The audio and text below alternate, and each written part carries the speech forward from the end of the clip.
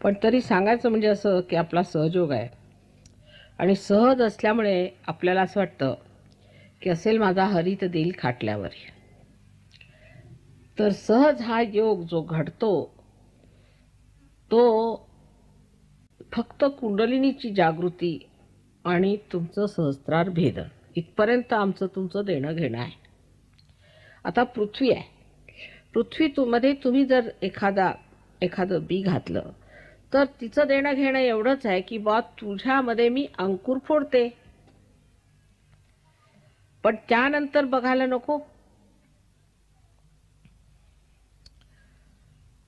तेव्हा जरी हे अगदी सहज असलं तरी आता मी संत झालो हे समजणं फार कठीण आहे. आता आम्ही बी घडलो हे समजणं फारच कठीण गोष्ट आहे. अजून आम्ही तेच आहोत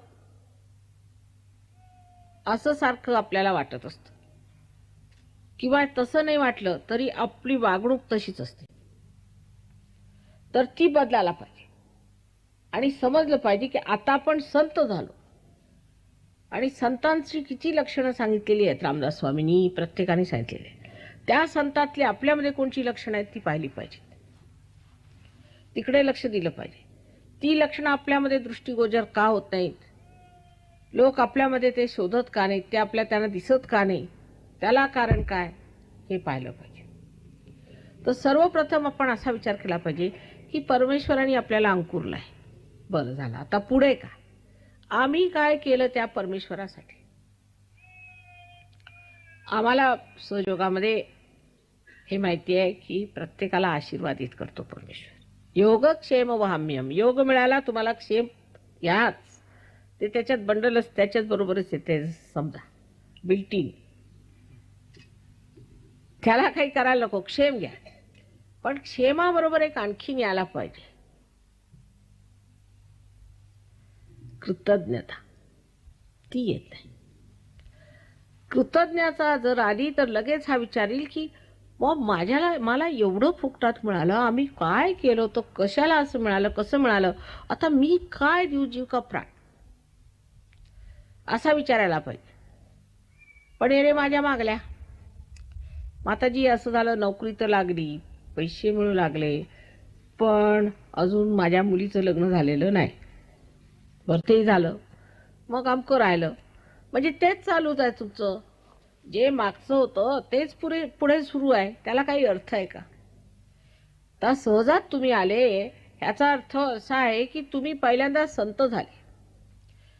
आता दुसरा जो शब्द योग आहे त्याच्याकडे लक्ष जर दिलं, योगाला अर्थ दोन आहेत. योग म्हणजे परमेश्वराशी आपला संबंध होणे किंवा शिवाजीवाचा संबंध होणे, त्यांची सांगड बसणे, ते झालं. पण सांगड नाही बसलेली, नुसतं तुमचं संबंध झालेले फक्त, असं समजायचं पहिल्यांदा. पण योगाला दुसरा अर्थ असा आहे की युक्ती, कौशलम, कुशलता पाहिजे. सहयोगाची तुम्ही युक्ती शिकले का, त्याची कुशलता शिकले का, नाही, मग त्याला काय अर्थ आहे, अर्धवटच झालं ते. म्हणजे आपली समजा बाहेर आम्ही पाटी लावली एक, इथे सांगवी राहतात, तर तुम्ही ते पाटी वाचून गेलाय, तुम्ही भेटले का सांगव्यांना, तसलाच हा प्रकार आहे. त्याची जर तुम्हाला कुशलता नाही आली, एखाद्या युनिव्हर्सिटीला तुम्ही गेले, बा आम्ही गेलो तो युनिव्हर्सिटी पाहून आलो, प्रोफेसरांना भेटलो, बरं मग तुम्ही पुढे काय, मग आम्ही झालो की आम्ही ग्रॅज्युएट आहोत, कसं नाही, म्हणजे आम्ही जाऊन आलो होतो म्हणून. आपल्याकडे इंग्लंडला कुणी जाऊन यायचा काही केलं नाही तिकडे, तसंच आला परत, आपण म्हणतो ना झक मारून, तरीसुद्धा त्याला इंग्लंड रिटर्न आपण म्हणत असो. तसलाच प्रकार आहे सहयोगी, आम्ही सहयोगी सहयोगी सहयोगी, बरं का.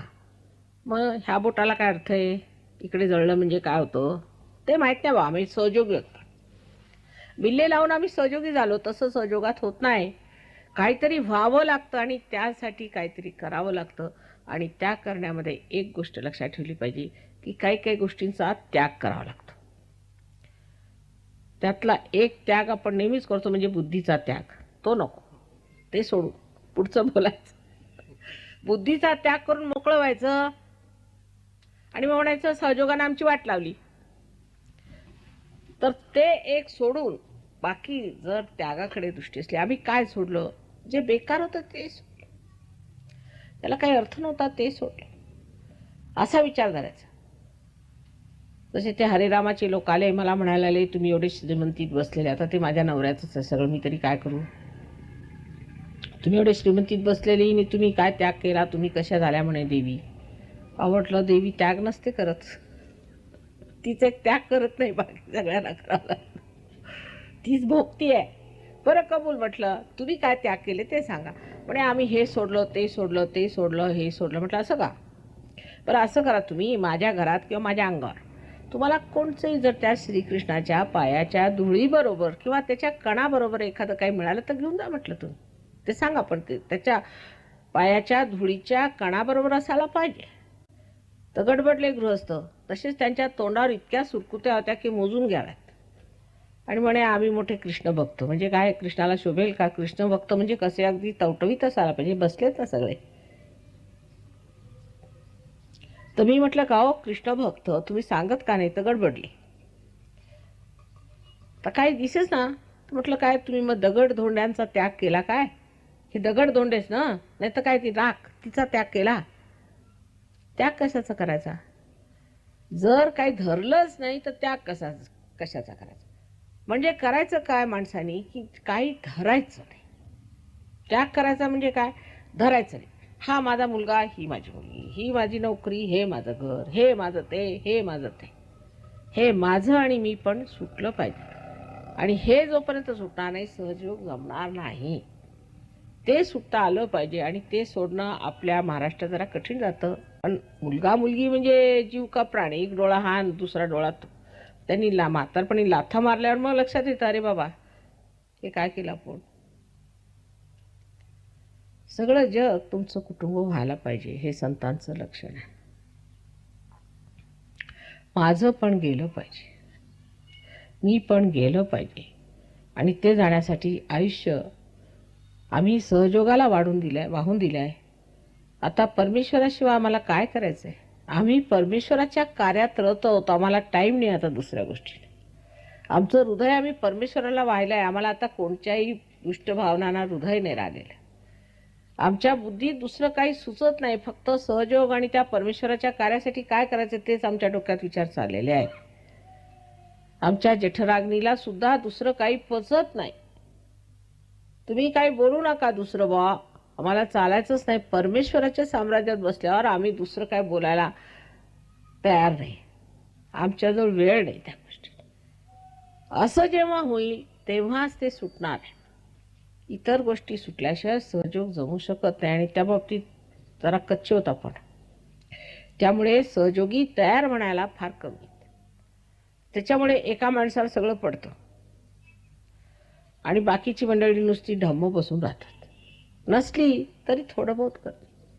हळूहळू ते वाढत जातं. पण त्याला काय की वाढीला इतकी इंचांनी प्रगती होत आहे की त्यांनी सहयोग कसा फोफावेल हे समजत नाही. कारण इथे काहीतरी व्हावं लागतं. काही प्लास्टिकचं बनवता येत नाही की चला एका मशिनीत घातले माताजींनी सगळ्यांना, आता तयार करून ठेवले इकडे पुतळे.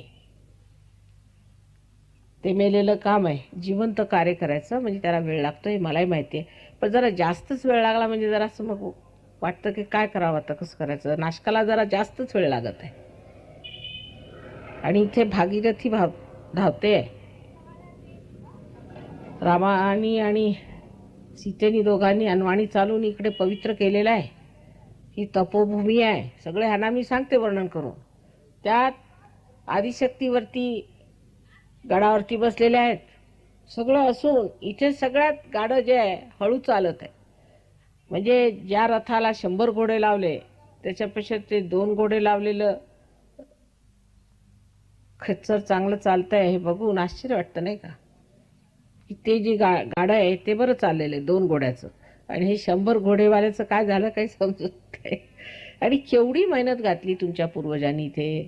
किती साधू संतांनी येऊन इथे आपली मेहनत केलेली आहे ह्या तपोभूमीमध्ये, त्याचा विचार करा. आणि तुम्ही इथे जन्म कशाला घेतला मग, असाही विचार करा की आमचा ह्या नाशकाला जन्म झाला एवढ्या पवित्र भूमीत, तर आम्ही काय करायचं.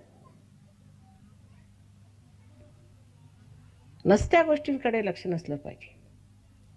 नको ते पाहिजे ह्या प्रवृत्त्या सोडून जे हवं तिकडे लक्ष दिलं, समाधानात राहून आम्ही आता परमेश्वराच्या कार्याला लागलो आहेत. हे आयुष्य आमचं परमेश्वरासाठी आहे.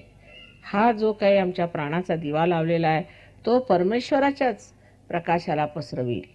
अशा उमेदीने तुम्ही जर आलात तर आनंदाच्या सागरात पोहाल. सगळं काही तुमचं बघण्यात येईल. परमेश्वर संबंध क्षेम देईल. त्याच्यावर अत्यंत समाधानात आणि पूर्ण काय झालं, संपूर्ण आपण आटपून घेतला, आता पूर्ण झाला असं तुम्हाला वाटेल. परमेश्वर तुम्हा सर्वांना सुबुद्धी द्यावा.